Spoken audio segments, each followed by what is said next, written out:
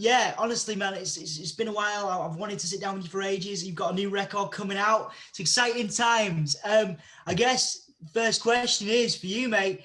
Turn Up the Dial seems pretty positive in its vibe, and I guess I wanted to ask you what you want people to take away from the record, what it means to you, and what you want people to remember and take away from it.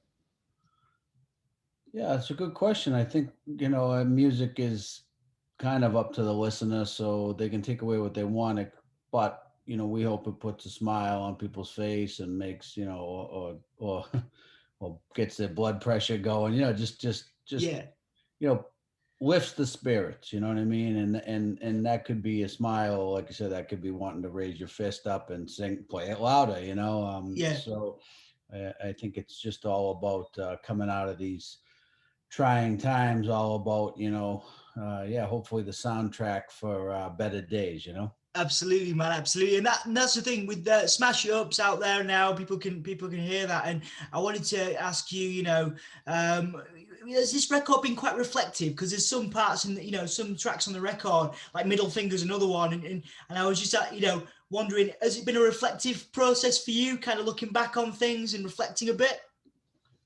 I think most of our lyrics a lot of times are because it comes from life. Sometimes the Mm, reflections back to when you're a teenager, sometimes the reflections back to something you just experienced, or someone else in your family did, or whatever. But I feel, or maybe, yeah, just stuff you're going through in life. But I think there's a lot of looking back at our youth, mm, like especially because a lot of this has to do with like the power of music and how much it means to you. And thinking back about the bands that inspired us and still inspire us, and thinking back about how much music played a huge role for me personally in of course. 2020. Like the line says in the song "Turn Up That Dial," turn up the dial till it takes me away. And just like Mm. that, closing your eyes and putting the earbuds in and just thinking about other times and memories. Yeah, absolutely, man, absolutely, and that's I wanted to ask about Middle Finger as well, because I guess you guys have been doing this for so long. I know you can't speak for other members of the band, but how have you changed and developed since the beginning of your career? Since you first had to put together the band to do the first show, you've traveled all over the world. How have you changed and developed as a person? What have you learned about yourself? Well, yeah, to compare that to Middle Finger, which is more about just growing up in general, like Mm, as a young man, and having a chip on both shoulders, yeah, and a lot of times the easier road in life is to just turn the other cheek, or to keep your mouth shut, if it's a boss you don't like or whatever. And yeah, yeah, I would always feel the need to tell people what I was really thinking, which didn't always pan out for me.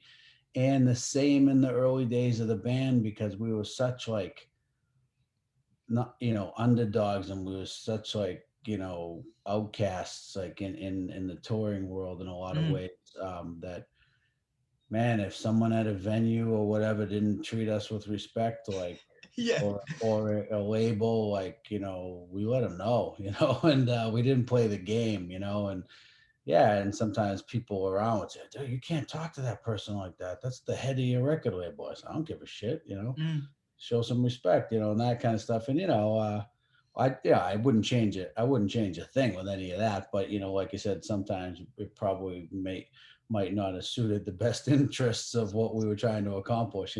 But it yeah. is what it is. We are who we are. Absolutely, man. Absolutely. And I mean, that's another thing I wanted to ask you as well, because you've achieved so much. I get to work with a lot of young people who struggling with mental health, and they come from backgrounds that aren't necessarily the most nurturing, and they have a definition of success, and they look at the drop kicks and they go, oh, I'm never going to achieve that. I'm never going to get to there.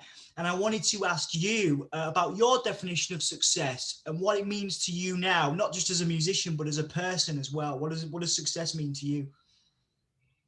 I mean, I think success is just being able to get to a point where you can look at yourself in the mirror and you're happy. I mean, I think one of the greatest things in life is finding something that you're happy to do with your life, whether it's your career. And I don't mean that from a monetary sense, just something you're Mm, happy to get up and do in the morning. But I come from a background of, mental illness. My father committed suicide when I was Mm, 8, and I definitely have had my run-ins with, you know, substance abuse and alcoholism. And, I've been abstinent from alcohol and drugs for 30 years next week. So it's yeah. like Congratulations, man. since I was a kid, so like I know the hard road, but wherever you're at today doesn't need to be where you're at tomorrow or the next day, like, I don't know. I feel like if myself and this band is not proof that you can do anything you set your mind to, because I mean, I didn't even know how to play. I had never been in a band before.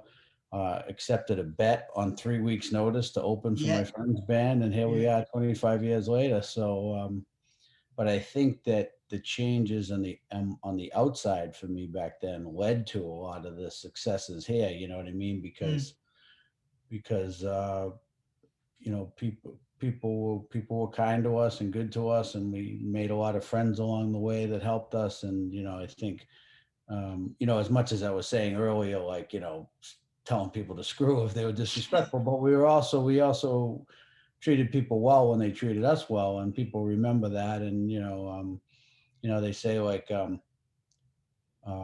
you know in music they'll say, like, be careful how you treat people, because they'll on the way up, if you treat people like shit on the way up, they'll be there to treat you like crap on the way down. And we're not on the way down yet, but we still have the people that started with us in the beginning, local promoters and everything, and now at our shows still backstage bringing their kids, and in some instances their grandkids. And so, like, it's been like family, honestly, like all around the world. The people who were around us in the start are still around 25 years later, which is, I'm pretty proud of that. You know what I mean? Because we haven't been like a band that like forgets where we came from or burns bridges along the way. So absolutely, man. Absolutely. And I think it might be nice to get a bit of a tip for again, young musicians, because again, a lot of these people want to make music inspired by bands like yourselves, a lot of hardcore punk, a lot of punk music coming out of, these places where I'm working. And what kind of tips would you give to these young people? Is it keeping people close to you? Is it kind of forgetting, because a lot of the times they have a problem with who they used to be, the addiction they used to have, and they kind of let it define them, right? So they're like, they still say they're paying for these mistakes that they made. And I kind of wanted to, ask you, what kind of tips have you got for people going through that kind of struggle? They want to make music, they want to do these things like you've been able to do, but they're maybe still stuck in that headspace of like, oh, I was a shitty person back then. I did shitty things, and I want to move forward.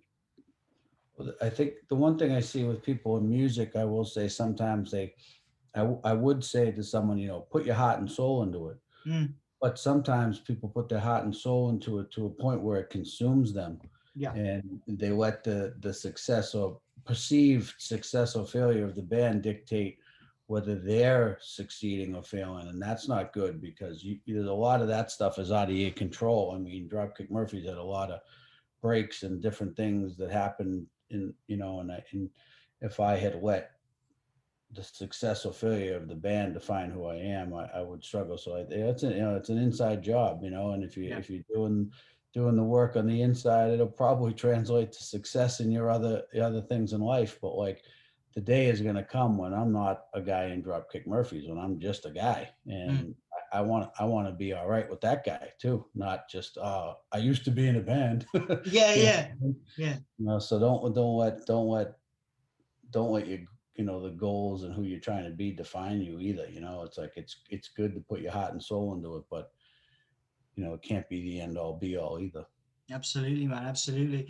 A couple more questions going back to the record, because I guess this is such a unique time, and you found a really good way of dealing with the pandemic. You've done the streaming events, achieved kind of global notoriety even in a pandemic for the work you're doing, charitable work and otherwise. And I wanted to ask you about some of the more enjoyable moments of putting this record together. It must have been really, really interesting. I read that you did some vocals outside, and you were like, had the sounds and everything. So tell me a couple of the most enjoyable moments of putting together the new record, and how kind of challenging or not challenging it was doing it in a global pandemic.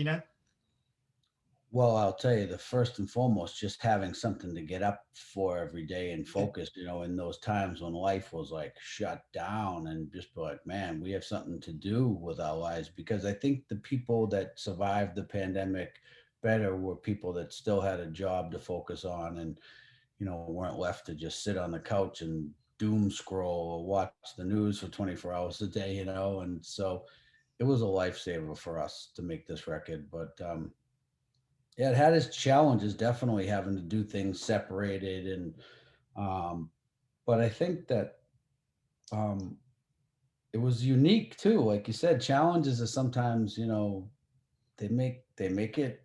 We're up for a challenge, and we felt like we're making a record in a pandemic. We're gonna do this. We're gonna finish this. We're not just gonna use it as an excuse to shelf everything until life returns to normal. And I'm so glad we did.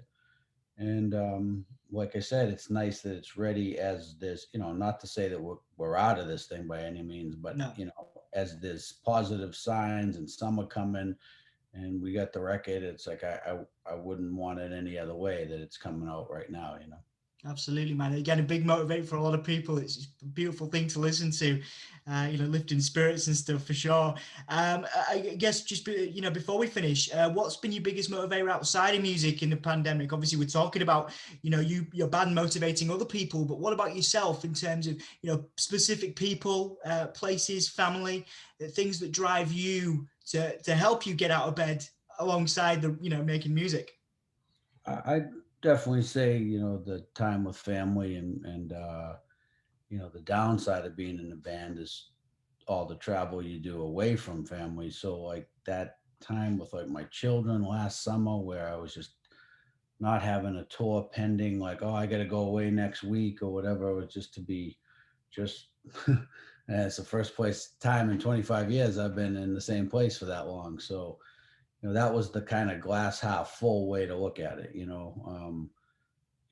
But I think even now my kids are like, you going back to work soon? So, so that the family side of it was the absolutely hands down the good part. Getting to be home a little more.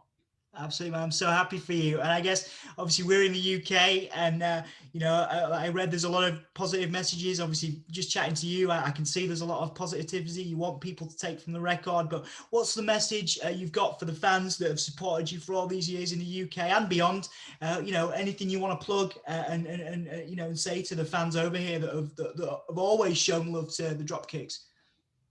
Yeah, man, we've been coming over there since I think we started in '96. We came there the first time in '97, and man, like real solid friends and solid support people that treat us like family, and the shows have been great. I mean, playing Brixton Academy and just playing everywhere around, all the other cities. It's just been you guys make the whole thing work, man. We need we need you guys, because playing these streams it's really hard without you guys to get the energy from, because that's where the adrenaline comes from, watching how the audience reacts to the songs. And I can't wait to play in front of live human people again, especially in the UK.